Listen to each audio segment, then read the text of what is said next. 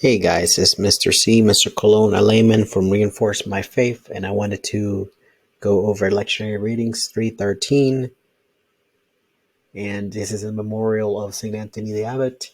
The first reading from 1 Samuel 17, the responsorial psalm is 144, the Alleluia is Matthew 4:23, and the gospel reading will be Mark chapter 3, verses 1 through 6.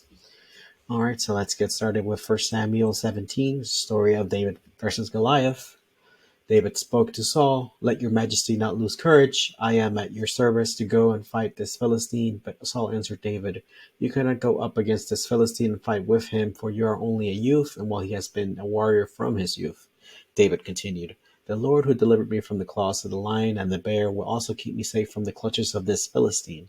Saul answered David, "Go, the Lord will be with you." Then, a staff in hand, David selected 5 smooth stones from the wadi and put them in his pocket of his shepherd bag. With his sling also ready to hand, he approached the Philistine. With his shield-bearer marching before him, the Philistine also advanced closer and closer to David. When he had sized David up and seen that he was youthful and ruddy and handsome in appearance, the Philistine held David in contempt. The Philistine said to David, "Am I a dog that you should come against me with a staff?" Then the Philistine cursed David by his gods and came to him, "Come here to me, I will leave your flesh for the birds of the air and the beasts of the field."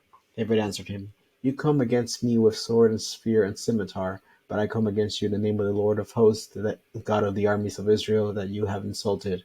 Today the Lord shall deliver you into my hand. I will strike you down and cut your head off. This very day I will leave your corpse, and the corpses of the Philistine army for the birds of the air and the beasts of the field. Thus the whole land shall learn that Israel has a God. All this multitude too shall be learned that it is not by the sword or the spear that the Lord saves. For the battle is the Lord's, and he shall deliver you into our hands." The Philistine then moved to meet David at close quarters. While David ran quickly towards the battle line in the direction of the Philistine, David put his hand into his bag and took out a stone, hurled it with a sling, and struck the Philistine on the forehead. The stone embedded itself into his brow and fell prostrate to the ground. Thus David overcame the Philistine with a sling and stone. He struck the Philistine mortally and did it without a sword. Then David ran over and stood over him with the Philistine's own sword and drew it from his own sheath. He dispatched him and cut his head off. And this is David versus Goliath. And then we are here from Psalm 144. "Blessed be the Lord, my rock. Blessed be the Lord, my rock, who trains my hands for battle, my fingers for war. Blessed be the Lord, my rock, my refuge and my fortress, my stronghold, my deliverer, my shield, and whom I trust, who subdues my people under me. Blessed be the Lord, my rock. O God, I will sing a new song to you with a 10-string lyre. I will chant your praise.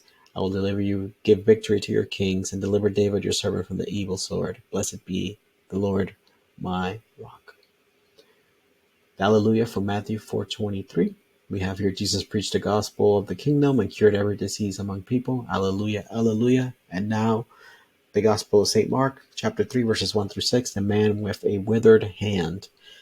Jesus entered the synagogue, and a man was there who had a withered hand, and they watched him to see whether he would heal him on the Sabbath so that they can accuse him. And he said to the man who had a withered hand, "Come here." And he said to them, "Is it lawful on the Sabbath to do good or to do harm, to save a life or to kill?" But they were silent. And he looked around and them with anger, grieved at their hardness of hearts, and said to the man, "Stretch out your hand." He stretched it out, and his hand was restored. The Pharisees went out and immediately held counsel with the Herodians against Jesus, how to destroy him. Word of the Lord. And this is just a little bit background from Matthew chapter 3, verse 4.